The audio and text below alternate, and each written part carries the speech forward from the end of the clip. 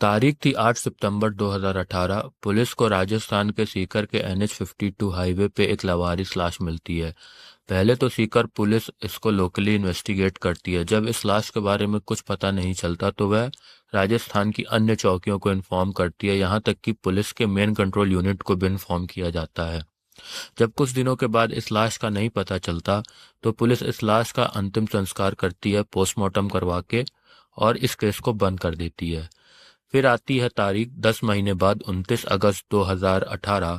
जगह थी सीकर से 500 किलोमीटर दूर देहरादून, जहां देहरादून के नेहरू विहार में रहने वाले एक कपल के घर पे फायरिंग होती है, जहां पत्नी की सर पे गोली लगने से मौत हो जाती है, वहीं पति के पेट में गोली लगने से वो घायल हो जाता है। अभी आपको ये दो घटनाएं अलग अलग लग रही होंगी, लेकिन आप वीडियो पे बने रहिए। ये दोनों घटनाएं आपस में ऐसी जुड़ी हुई हैं कि इसमें जिसकी लाश मिली थी, जो हत्या किया था, वह आपस में ऐसे जुड़े हुए हैं कि आपका भी दिमाग घूम जाएगा जब आपको असलियत पता चलेगी इस केस के मास्टरमाइंड के बारे में। पूरा वीडियो अंत तक देखिएगा। वीडियो स्टार्ट करने से पहले रिक्वेस्ट है कि आप इस चैनल को सब्सक्राइब ज़रूर कर लें ऐसे इंटरेस्टिंग और सस्पेंस भरी क्राइम स्टोरीज के लिए। तो तारीख थी 29 अगस्त 2019। जगह थी देहरादून का नेहरू विहार एरिया, जहां पे रहने वाले कपल कामना रोहिला और उनके पति अशोक वर्मा के घर पर फायरिंग होती है। जहां कामना रोहिला की सर पे गोली लगने से मौत हो जाती है, वहीं उनके पति अशोक वर्मा के पेट में गोली लगने से वह घायल हो जाते हैं। अब इस घटना से पूरे देहरादून पे हड़कंप मच जाता है और पुलिस भी इन्वेस्टिगेशन चालू कर देती है। जब पुलिस स्टार्टिंग में इन्वेस्टिगेशन करती है तो अशोक वर्मा से पूछताछ करती है कि यह घटना कैसे हुई थी। अशोक वर्मा बताते हैं कि उनका ममेरा भाई अजय वर्मा अपने कुछ साथियों के साथ उनके घर पर आया था। जब वह उसके लिए पानी लेने गए तब वह घर के अंदर घुस के उनकी जो पत्नी थी जो सो रही थी, उनके सर पे गोली मारकर उनकी हत्या कर देता है। जब वह आवाज सुन के गोली की बाहर आते हैं तो वह उनके पेट पे गोली मार के फरार हो जाता है। अब देहरादून पुलिस अजय वर्मा को ढूंढने निकलती है। वह इसका फ़ोन नंबर, फ़ोटो वगैरह लेती है और अपने भी रिकॉर्ड में भी चेक करती है। जब वह अपने रिकॉर्ड में चेक करती है तो उसे पता चलता है कि यह पहले भी मर्डर के इल्ज़ाम में जेल जा चुका है। वह नशा का लत का आदी वगैरह है और सरफिरा टाइप का है। तो पुलिस को यह एक सीधा साधा केस लगता है, जहां एक सरफिरे आदमी ने नशे की हालत में अपने बुआ के लड़के और उसकी पत्नी का कत्ल करना चाहा। जब देहरादून पुलिस उसका लोकेशन ट्रेस करती है तो उसे पता चलता है कि वह राजस्थान में जॉब कर रहा है। जब वह राजस्थान की सीकर पुलिस से कोऑर्डिनेट करती है और सीकर पहुंचती है अजय वर्मा को पकड़ने, जब अजय वर्मा की फोटो दिखाई जाती है सीकर पुलिस को, तो सीकर पुलिस और देहरादून पुलिस दोनों के नीचे से पैरों की जमीन खिसक जाती है। जिस अजय वर्मा को पकड़ने 500 किलोमीटर दूर देहरादून से सीकर आई है देहरादून पुलिस, वह अजय वर्मा तो 10 महीने पहले ही मर चुका है और उसकी पोस्टमार्टम रिपोर्ट बताती है कि उसको पहले मारा पीटा गया है और उसकी गला घोट के हत्या की गई है। पहले तो दोनों राज्यों की पुलिस को इस पर भरोसा नहीं होता। फिर दोनों राज्यों की पुलिस क्रॉस वेरिफिकेशन करवाती है अजय वर्मा के घर वालों से, तो पता चलता है कि जिस लाश का अंतिम संस्कार किया गया था वह लाश अजय वर्मा की थी।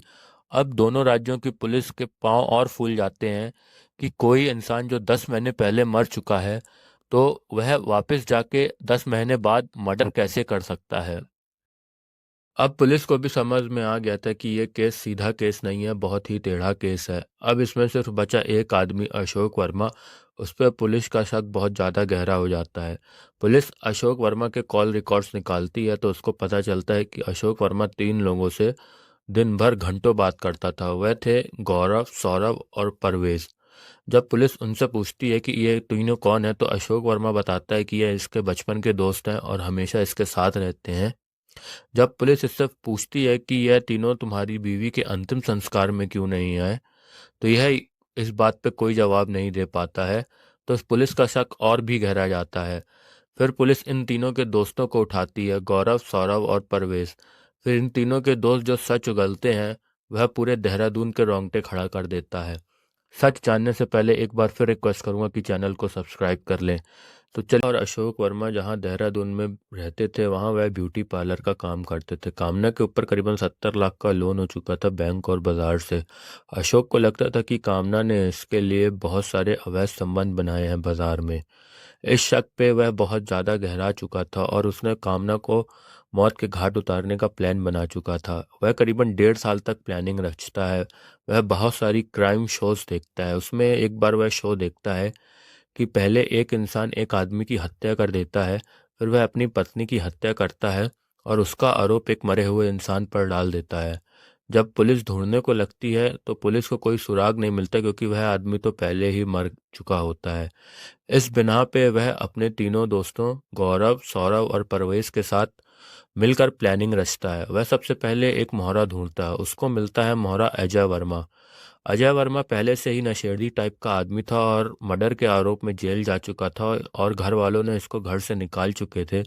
तो पहले वह अजय वर्मा को अपने घर बुलाता है, उससे दोस्ती करता है और फिर उसको राजस्थान में नौकरी के नाम पे उसको सीकर ले जाता है। वहाँ वह उसकी गला घोंटकर हत्या कर देता है और मार देता है।